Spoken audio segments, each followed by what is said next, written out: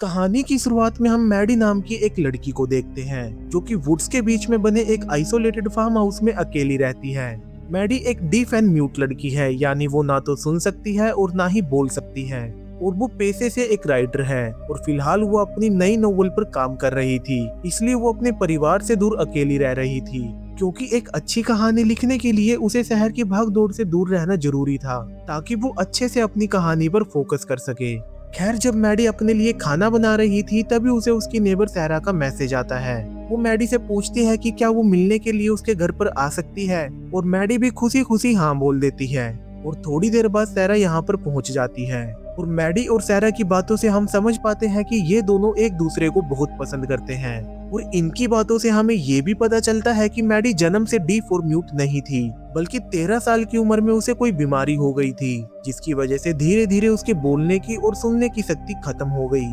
खैर, सारा यहाँ पर मैडी से पूछती है कि उसकी नई कहानी कब तक पूरी हो जाएगी, जिस पर मैडी कहती है कि उसकी कहानी तकरीबन कंप्लीट हो चुकी है, बस वो इस कहानी के लिए कोई अच्छी सी एंडिंग डिसाइड नहीं कर पा रही। और सारा उससे पूछती है कि क्या तुम राइटर्स को स्टोरी शुरू करने से पहले उसकी एंडिंग के बारे में नहीं पता होता, जिस पर मैडी बताती है कि उसके दिमाग में हर कहानी एक मूवी की तरह चल रही होती है, जिसकी कई अलग अलग एंडिंग हो सकती हैं, और उसे कई बार समझ में नहीं आता कि इनमें से बेहतर एंडिंग कौन सी होगी। खैर, जब ये दोनों बातें कर रही थी तभी मैडी के घर में फायर अलार्म बजने लगता है, क्योंकि वो खाना बनाते बनाते गैस को ऑन छोड़कर सारा से बातें करने बाहर आ गई थी। अब इस अलार्म की आवाज सुनकर सारा और मैडी भागकर घर में आ जाते हैं और गैस वगैरह बंद कर देते हैं, और फिर मैडी अलार्म को बंद करने लगती है। इस अलार्म की आवाज बहुत तेज थी, जिसकी वजह से सारा के कानों में दर्द होने लगता है। और अलार्म को बंद करने के बाद सारा के पूछने पर मैडी बताती है कि उसने जानबूझकर इतनी तेज आवाज वाला अलार्म लगाया हुआ है,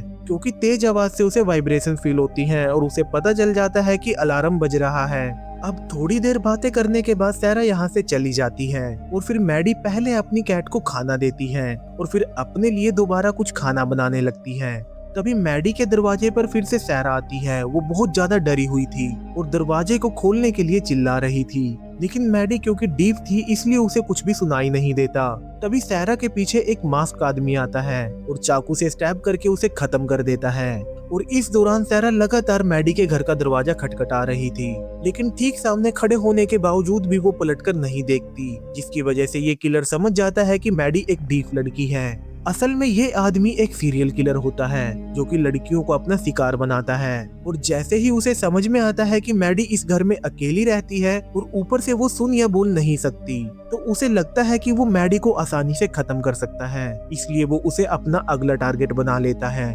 वहीं दूसरी तरफ मैडी खाना खाते समय अपनी बहन मैक्स से लैपटॉप पर वीडियो कॉल पर बात करने लगती है, और तभी ये किलर चुपके से उसके घर में घुसकर मैडी के फोन को चुरा लेता है। और मैक्स वीडियो कॉल में देख लेती है कि मैडी के पीछे कोई है, और वो मैडी को भी इसके बारे में बताती है। लेकिन जब मैडी पलट कर देखती है तो वहाँ पर कोई नहीं था, और वो मैक्स से कहती है कि शायद वहाँ पर उसकी कैट होगी, और मैक्स को भी यही लगता है कि शायद वहाँ पर उसकी कैट थी। और फिर कुछ देर बात करने के बाद वो कॉल डिस्कनेक्ट कर देती है। इसके बाद मैडी फिर से अपनी स्टोरी पर काम करने लगती है। तभी उसे अपने लैपटॉप पर अपने ही मोबाइल से एक मैसेज आता है, जिसमें उसकी एक फोटो थी जिसे अभी उसके घर के अंदर से ही क्लिक किया गया था। और ये देखते ही वो समझ जाती है कि कोई उसके घर में घुस आया है, और वो उसके ही मोबाइल से उसकी फोटो क्लिक करके उसे भेज रहा है। और जब वो भागकर बाहर देखती है तो उसके घर के सामने वही सीरियल किलर खड़ा हुआ था जिसने सारा को मारा था, जिसे देखते ही मैडी बुरी तरह से डर जाती है और तुरंत भागकर घर के सारे दरवाजे और खिड़कियां बंद कर लेती है।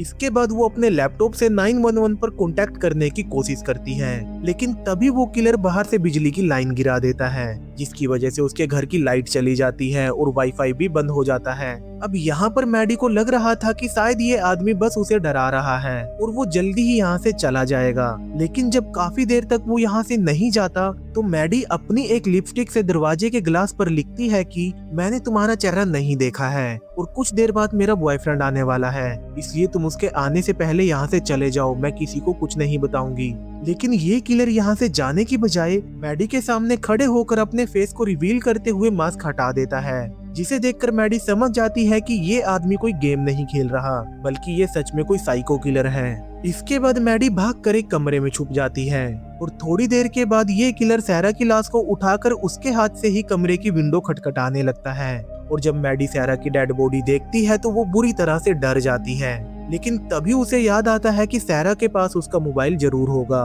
अगर वो किसी तरह से उसका मोबाइल हासिल कर ले तो शायद वो 911 पर कॉल कर सकती है। इसलिए वो इस किलर का ध्यान भटकाने के लिए अपनी कार के रिमोट से कार का अलार्म एक्टिवेट कर देती है और ये किलर भागते हुए कार के पास चला जाता है। और मैडी विंडो से बाहर निकलकर सैरा की पॉकेट में उसका मोबाइल ढूंढने लगती है, लेकिन तभी वो किलर यहाँ पर आ जाता है और मैडी डरते हुए विंडो से अंदर चली जाती है। लेकिन जब वो विंडो को बंद करने लगती है तो ये किलर दरवाजे में अपना हाथ फंसाकर विंडो को खोलने की कोशिश करने लगता है। तभी मैडी का ध्यान पास में ही रखे एक हैमर पर पड़ता है और वो उस हैमर को उठाकर उस किलर को दे मारती है, जिसकी वजह से ये किलर दर्द में चिल्लाते हुए अपने हाथ को विंडो से बाहर निकाल लेता है और मैडी विंडो का दरवाजा बंद कर देती है। अब ये किलर अपनी पॉकेट से सैरा का मोबाइल निकालकर मैडी को दिखाता है, यानी उसने पहले ही सैरा का मोबाइल उसकी पॉकेट से निकाल लिया था। फिर वो उस मोबाइल को सैरा की डेड बॉडी पर रखते हुए मैडी को चैलेंज करता है कि अगर उसमें हिम्मत है तो वो बाहर आकर ये मोबाइल उठा ले। और यहाँ पर वो सैरा की इयररिंग्स निकालकर मैडी को दिखाते हुए अपनी जेब में रख लेता है।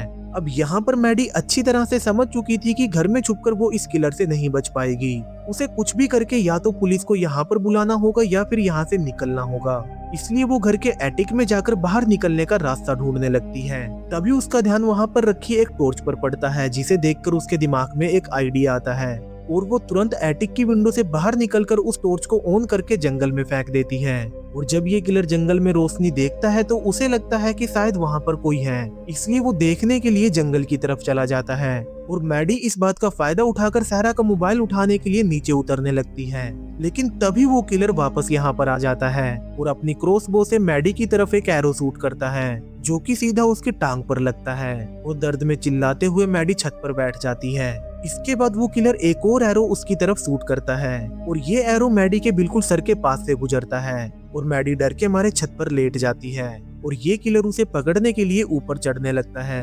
लेकिन जब वो ऊपर पहुंचने वाला था तभी मैडी अपनी लेग में से एरो को निकालकर उस किलर के कंधे पर दे मारती है और ये किलर दर्द में चिल्लाते हुए नीचे गिर जाता है और मैडी उसकी क्रॉसबो उठाकर विंडो के रास्ते फिर से एटिक के अंदर चली जाती है। अब ये किलर बिल्कुल निहत्था हो चुका था और मैडी के पास फाइट करने के लिए एक क्रॉसबो आ चुका था, लेकिन बहुत कोशिश करने के बाद भी मैडी इस क्रॉसबो की स्टिंग को प्रॉपर सेट नहीं कर पा रही थी। तभी सैरा को ढूंढते हुए उसका बॉयफ्रेंड जॉन भी यहाँ पर आ जाता है और मैडी के घर के दरवाजे को खटखटाने लगता है और इस दौरान उसका ध्यान लिपस्टिक से लिखे उस मैसेज पर पड़ता है जो कि मैडी ने इस किलर को यहाँ से भेजने के लिए लिखा था, जिसे देखकर जॉन को बड़ा अजीब लगता है। और तभी जॉन के पीछे वो किलर आ जाता है और वो जॉन को ऐसा दिखाता है जैसे वो कोई पुलिस वाला हो। वो जॉन से कहता है कि मैडी ने 911 पर कॉल करके बताया था कि कोई उसके घर में घुसने की कोशिश कर रहा था और जब मैं यहाँ पहुंचा तो वो आदमी मुझ पर अटैक करके यहाँ से भाग गया और तब से ही मैं ये दरवाजा खुलवाने की कोशिश कर रहा हूँ, लेकिन मैडी बहुत ज्यादा डरी हुई है जिसकी वजह से वो दरवाजा नहीं खोल रही।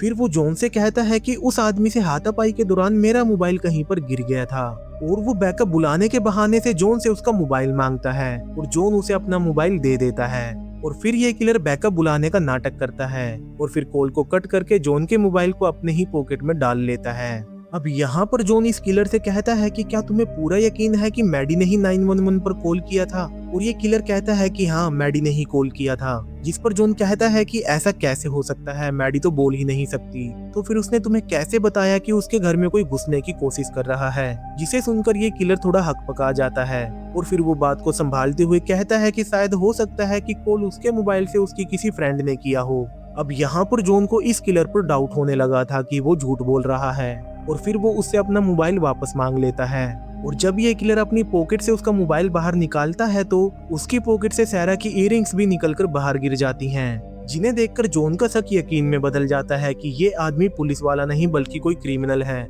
और फिर वो इस किलर से कहता है कि मैडी अपने घर की एक स्पेयर की हमेशा घर के बाहर छुपा कर रखती थी ताकि किसी इमरजेंसी में मैं या फिर सैरा उसके घर के अंदर जा सके। और फिर ये किलर उस चाबी को ढूंढने लगता है और जॉन उस पर वार करने के लिए चुपके से एक पत्थर उठा लेता है लेकिन जब जॉन उसे पत्थर से मारने वाला था तभी मैडी उसे देख लेती है और अंदर से दरवाजा खटखटा देती है, जिसकी वजह से जॉन का ध्यान भटक जाता है और ये किलर उसके गले में चाकू घुसा देता है, जिसकी वजह से जॉन जमीन पर गिर जाता है। लेकिन जॉन एक बहुत ही स्ट्रॉन्ग आदमी होता है, वो गले में चाकू लगने के बाद भी इस किलर को पकड़कर चोक करने लगता है, जिसकी वजह से ये किलर बेहोश होने ही वाला था, लेकिन उससे पहले ही बहुत ज्यादा खून बहने की वजह से जॉन की मृत्यु हो जाती है। इसके बाद मैडी यहाँ से भागने लगती है, लेकिन ये आदमी उसे पकड़कर उसके सर पर पत्थर से वार करके उसे भी खत्म कर देता है। लेकिन तभी हम देखते हैं कि मैडी तो अब तक घर में ही खड़ी थी, वो तो बस सोच रही थी कि अगर उसने यहाँ से भागने की कोशिश की तो क्या होगा। असल में जैसा कि कहानी की शुरुआत में मैडी ने बताया था कि वो हर कहानी को अपने दिमाग में एक मूवी की तरह देखती है जिसकी अलग अलग एंडिंग हो सकती है। उसी तरह मैडी इस पूरी सिचुएशन को कहानी मानकर अपने दिमाग में हर सिनेरियो को देख रही थी और हर सिनेरियो को ध्यान से देखने पर उसे अंदाजा हो जाता है कि वो ना तो यहाँ से भाग सकती है क्योंकि उसकी टांग पर एरो लगा हुआ था, और ना ही वो घर में बैठकर उस किलर के यहाँ से जाने का इंतजार कर सकती है क्योंकि उसकी टांग से लगातार खून बह रहा था, जिसकी वजह से वो कभी भी बेहोश हो सकती थी। इसलिए अब वो फैसला करती है कि अगर उसे जिंदा रहना है तो उसे इस किलर को मारना होगा। वहीं दूसरी तरफ हम उस किलर को देखते हैं जो कि घर के बाहर खड़ा होकर अंदर जाने का रास्ता ढूंढ रहा था। तभी उसके पास मैडी की कैट आ जाती है और वो उसे पकड़ लेता है। वो अपने चाकू से उसे मारने ही वाला था, लेकिन तभी मैडी घर से बाहर आती है और क्रॉसबो से एक एरो शूट करती है जो कि सीधा उस किलर को जा लगता है और वो दर्द में चिल्लाते हुए नीचे गिर जाता है। और मैडी फिर से क्रॉसबो में स्टिंग सेट करने के लिए घर के अंदर भागने लगती है और वो किलर भी उसका पीछा करने लगता है। तभी मैडी के हाथ से उसका आखिरी एरो बाहर गिर जाता है और जैसे ही वो उसे उठाने के लिए दरवाजे से बाहर अपना हाथ निकालती है तभी वो किलर भागकर दरवाजा बंद कर देता है, जिसकी वजह से मैडी का हाथ दरवाजे से बाहर फंस जाता है और ये किलर उसके हाथ को तोड़ देता है। और मैडी कैसे भी करके अपने हाथ को दरवाजे से अंदर लाती है और दरवाजे को बंद कर देती है। अब ये किलर दरवाजे पर खड़ा होकर उससे कहता है कि मैं अब घर के अंदर आकर तुम्हें खत्म कर दूंगा। और क्योंकि मैडी को लिप्स रीडिंग करना आता था इसलिए वो समझ जाती है कि ये किलर क्या कह रहा है और वो अब समझ चुकी थी कि उसके पास अब फाइट बैक के अलावा कोई रास्ता नहीं है। इसलिए वो दरवाजे के ग्लास पर अपने खून से लिखती है कि अगर तुम में हिम्मत है तो अंदर आके दिखाओ, जिसे देखकर ये किलर गुस्से में पागल हो जाता है और ग्लास को तोड़ने लगता है। और मैडी भागकर अपना लैपटॉप ऑन करती है और अपने पेरेंट्स के लिए एक मैसेज टाइप करती है जिसमें वो इस किलर का सारा हुलिया मेंशन कर देती है ताकि अगर वो यहाँ पर ना भी बच पाए तब भी उसके माता पिता इस किलर को सजा दिलवा सकें। और फिर वो एक चाकू लेकर बाथरूम में जाकर छुप जाती है। तभी वो किलर भी विंडो के जरिए चुपके से बाथरूम में दाखिल हो जाता है